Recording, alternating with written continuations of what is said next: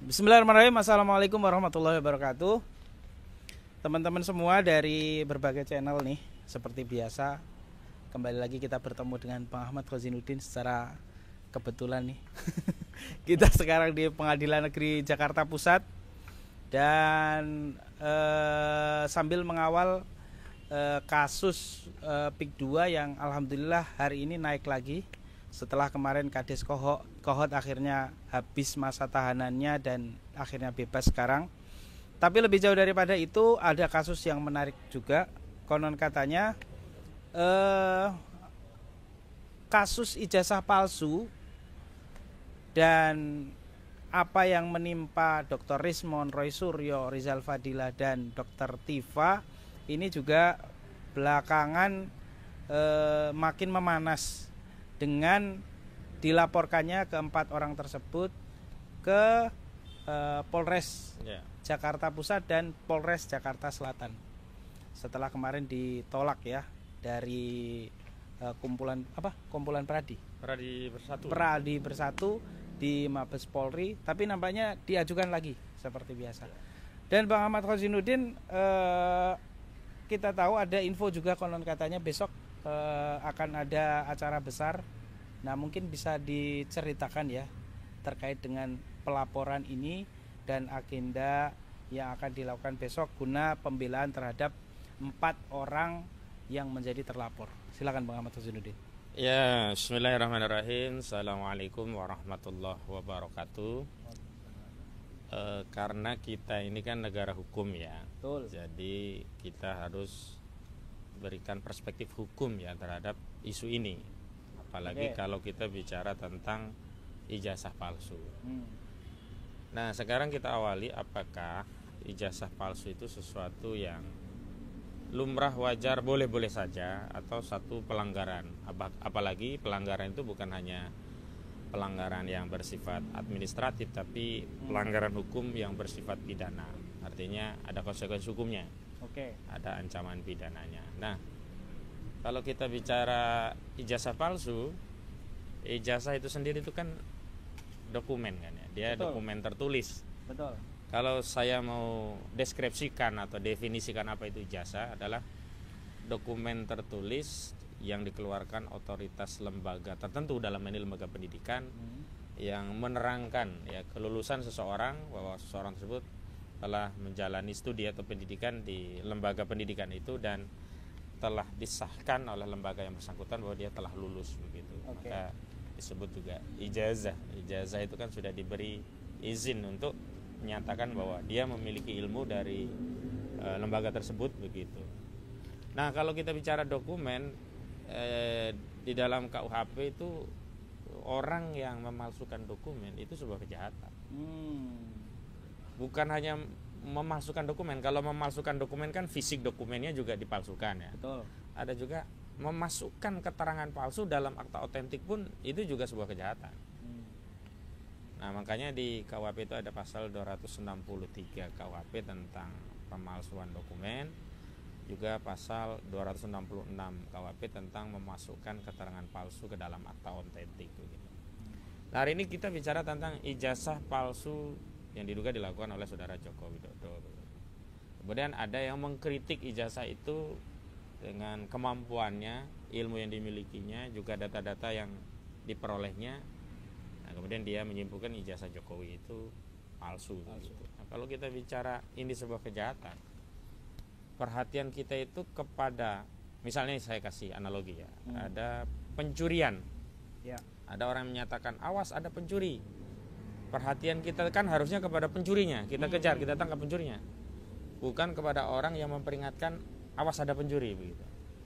Nah, hari ini kan kita hendak dijungkir balikkan logika akal nalar sehat kita ketika ada orang yang mengingatkan ini ada dokumen yang diduga palsu, kok kenapa justru yang dipersoalkan adalah orang yang mengingatkan, bukan orang yang tertuduh memiliki dokumen palsu. Artinya dalam kasus ini kalau kita mau bicara laporan polisi yang kerangkanya menegakkan hukum, harusnya yang dilaporkan adalah saudara Jokowi. Karena dia yang diduga punya ijazah palsu. entah dia yang memalsukan sendiri atau dia yang hanya menggunakan ijazah itu untuk kepentingan dia. Tapi apapun itu tetap bermasalah secara hukum, ya. Nah, alih-alih yang dilaporkan saudara Jokowi, kok ini yang dilaporkan adalah Dr. Roy Suryo, Dr. Isman Hasiholan, Rizal Fadilah, dan juga Dr. Tifa. Kalau saya bikin analogi kan tadi seperti ada orang yang mencuri, ya, ada yang mengingatkan, yang dikejar-kejar malah yang mengingatkan, yang mencurinya dibiarin aja, dengan alasan begini, oh itu barang dia sendiri kok. Lah, kalau ngambilnya malam-malam, ya, ya kan, gelap gulita, terus ketahuan ada linggis untuk dongkel rumah, dia bawa barang, masa kita bilang husnuzon, ya, oh itu barang dia sendiri, bukan mencuri, itu punya dia sendiri. Sama juga ijazah ini, kalau kita, ya, meyakini ijazah itu asli, nggak ada masalah, ibarat pencurian tadi, ya, bukan di tengah malam, bukan ada pintu yang terdobrak, bukan ada linggis tertinggal. Orang mengatakan itu pencuri, mungkin bisa kita katakan itu punya dia sendiri. Kan nggak mungkin malam-malam begitu. Sama juga, kenapa hari ini masyarakat, ya, yakin ijazah Jokowi itu palsu? Karena ditemukan bukti-bukti berseraan terkait palsunya ijazah tadi, gitu loh. Seperti kalau dalam kasus pencurian analoginya tadi, gitu. Sederhananya begini, yang tambah masyarakat yakin ijazah itu palsu. Kalau dia asli, kenapa nggak dikasih tahu saja, dikasih tunjuk? Kalau dia asli, kenapa kok dia khawatir, takut itu diperiksa secara forensik digital? Sementara bukti-bukti yang tercecer yang mengindikasi ijazah itu palsu banyak sekali. Yang diantaranya disampaikan bukan hanya berdasarkan data, tapi berdasarkan keahlian analisis forensik digital. Kalau bicara data, rujukan datanya kan ada dua. Yang primer skripsi Jokowi yang dipoto langsung di UGM, yang sekunder ijazah Jokowi yang diambil, ya, dulu di-download dari sistem KPU. Itu kan semua di-upload di situ, gitu. Yang kemudian beredar, bahkan terakhir dikonfirmasi itu punya Jokowi ketika salah satu politisi PSI mengupload ijazah versi aslinya, ya, yang nggak berani juga diupload oleh Jokowi sendiri, gitu loh. Karena kalau Jokowi sendiri kan bisa dianalisa, gitu. Kalau ini kan dia bisa ngeles, ya, itu bukan dari saya, begitu. Nah, ini ternyata banyak ditemukan jejak-jejak bahwa ini barang palsu, gitu loh. Ada masalah font, ada masalah tanda tangan, ada masalah nama orang yang keliru, ya, misalkan, ya, Ahmad Sumitro menjadi Soemitro. Nah, hari ini yang dilakukan Rismon, ya, Roy Suryo, Dr. Tifa, Rizal Fadilah, itu seperti ada pencurian, ada jejak-jejaknya. Dia berteriak, awas ada pencuri. Lah, kok malah yang dilaporkan malah yang berteriak. Yang pencurinya malah pergi, dilindungi. Oh, saya yakin itu barang dia sendiri. Emang kamu tahu itu sertifikatnya atas nama dia? Enggak tahu juga. Tapi yakin, kenapa? Yang dia yang bawa. Iya, dia yang bawa dari rumah, itu kelihatan. Dibongkar itu rumah. Kan analogi sederhananya kan begitu. Nah, kenapa kasus ini tuh menjadi rumit, jelimet? Ada dua sebab utama. Apa itu, Bang? Sebab pertama dari sisi Jokowi yang tidak mau menunjukkan ijazah aslinya. Kalau dia tunjukkan, selesai. Sederhana sekali. Sesimpel itu. Yang kedua, ketidakhadiran negara. Negara nggak hadir. Masyarakat dibiarkan, ya, saling beradu argumentasi. Padahal kalau kita bicara tentang pemalsuan dokumen, itu delik umum, bukan delik aduan. Tidak perlu ada laporan polisi yang namanya delik umum. Ya, polisi harus bertindak, melakukan penyelidikan. Nah, kalau nanti ditemukan pidana, meningkatkan menjadi penyidikan, baru menetapkan tersangka. Hari ini kan polisi nggak bergerak sama sekali. Wakil negara kan alat negara, dalam hal ini polisi sebagai alat penegakan hukum. Begitu loh. Kalau negara hadir, harusnya polisi segera melakukan penyelidikan dan penyidikan terhadap ijazah Jokowi, bukan terhadap orang yang membuat analisa itu, gitu loh. Dan sebenarnya walaupun ini delik umum, nggak perlu ada aduan. Sebenarnya kasus ijazah ini sudah diadukan juga ke Baris Krim Mabes Polri oleh Rizal Fadilah dan yang lainnya kan. Tapi aneh, kasus laporan terhadap dugaan ijazah palsu Jokowi tidak ditindak. Yang mengkritik langsung bikin laporan, langsung keluar LP-nya. Di Jakarta Pusat keluar LP-nya, di Jakarta Selatan keluar LP-nya, di Polda Metro Jaya keluar LP-nya. Tadinya kan di Bareskrim nggak dikeluarkan, tapi disarankan ke Polda sama ke Polres, ditindaklanjuti, keluar juga LP-nya. Akhirnya kan kita sekarang kalau ada orang yang mengingatkan ada pencurian malah dianggap penjahatnya. Lainnya kan membebaskan si pencuri, nyuri yang dia curi bisa yang lain-lain. Awalnya mungkin cuma nyuri ijazah, nanti bisa nyuri yang lain-lain gitu. Nah ini yang sebenarnya nggak sehat itu di situ. Gitu. Makanya karena kami tahu ini ada yang nggak sehat, ada masalah hukum.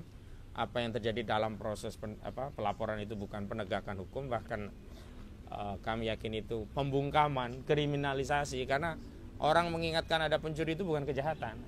Sama juga orang yang mengkritisi sebuah dokumen dan kemudian disimpulkan dokumen itu palsu berdasarkan analisa dan keahliannya, termasuk data yang dia dapatkan, itu bukan kejahatan, tapi hari ini dipaksa dianggap seolah penghasutan. Padahal pasal penghasutan itu kan sebenarnya sudah dibatalkan oleh MK, yang tadinya delik materi formil menjadi delik materi. Maksudnya kekuatan hukumnya baru mengikat kalau ada akibat gitu loh. Artinya akibat apa? Orang melakukan penghasutan dan orang yang dihasut melakukan kejahatan. Nah, ini kan kejahatan apa? Yang dihasut siapa? Dan nggak tepat, aneh ngawur orang berpendapat kok dianggap menghasut. Begitu, Bung Adi. Iya, Bang Ahmad Wazinuddin.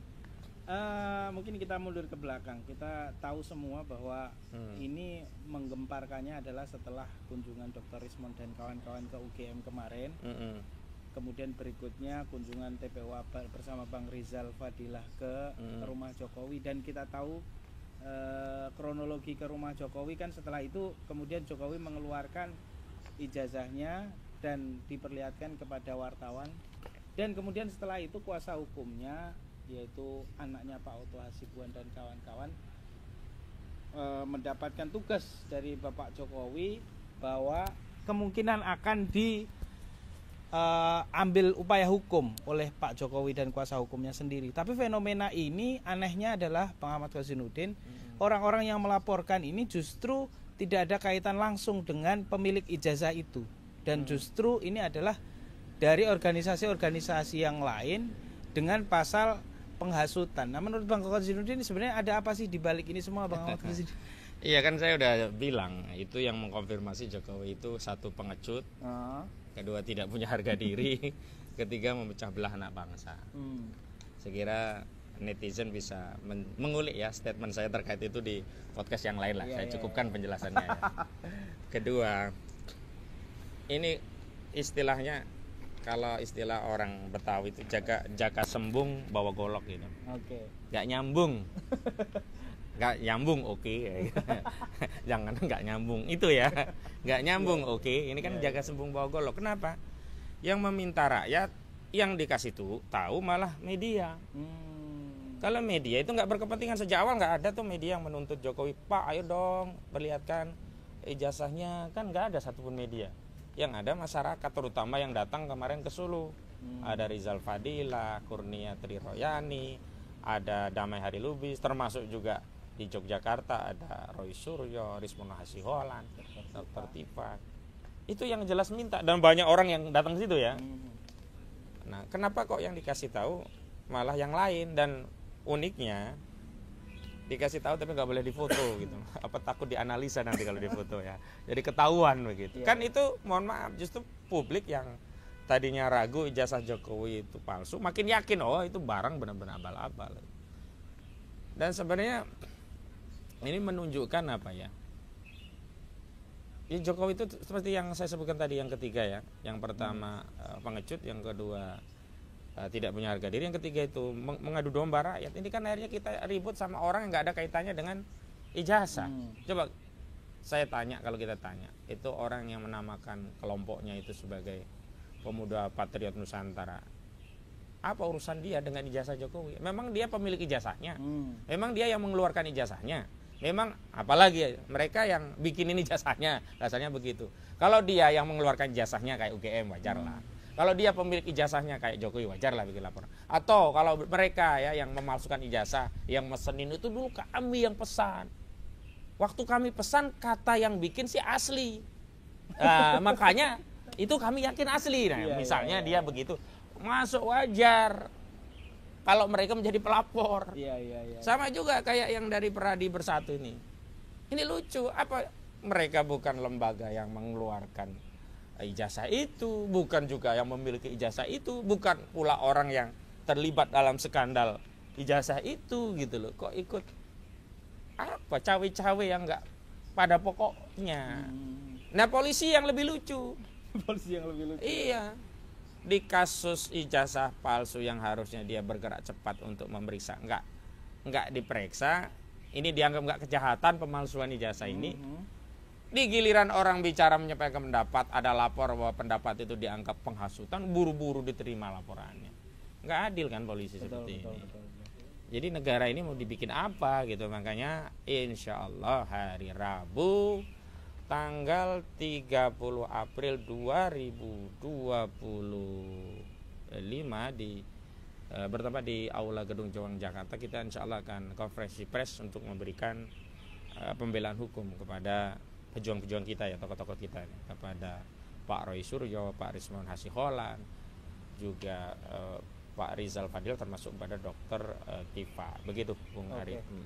Sebelum berakhir nih Bang Ahmad Khosinuddin, jika kasus ini terus berlanjut, yang pertama Jokowi tidak mau memperlihatkan ijazahnya dan menunjukkan ke publik. Terus yang kedua bahwa ini kan dugaannya ini pelaporan ini akan terus berlanjut ini.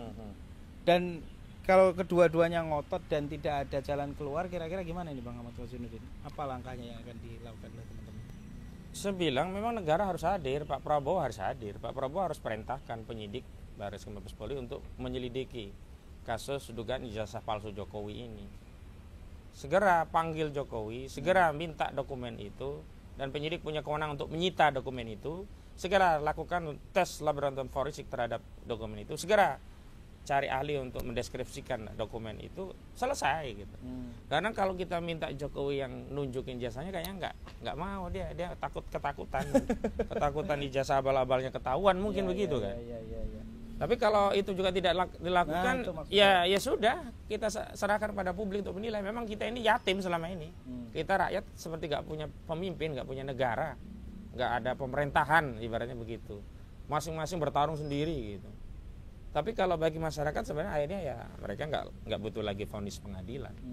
Akhirnya semua rakyat memvonis, oh memang saudara Jokowi ini ijazahnya palsu, begitu.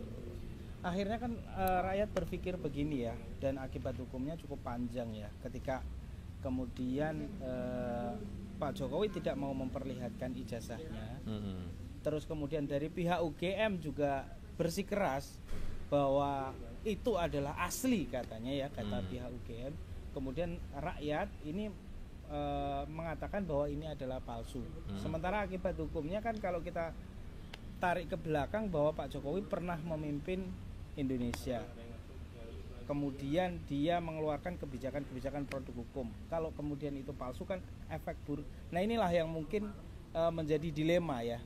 Dan kalau kemudian kita ikuti, akhirnya nggak ada habisnya kalau seperti itu Bang Ahmad Khosinuddin. Apakah nantinya ini akan sampai Pak Jokowi mohon maaf meninggal akan terus menjadi misteri, dan kalau kemudian ini sampai pada akhirnya semua yang mempertanyakan ijazah palsu ini justru akan menjadi diskriminasi. Nah kira-kira langkah atau apa yang akan dilakukan oleh teman-teman ini Bang Ahmad Khosinuddin?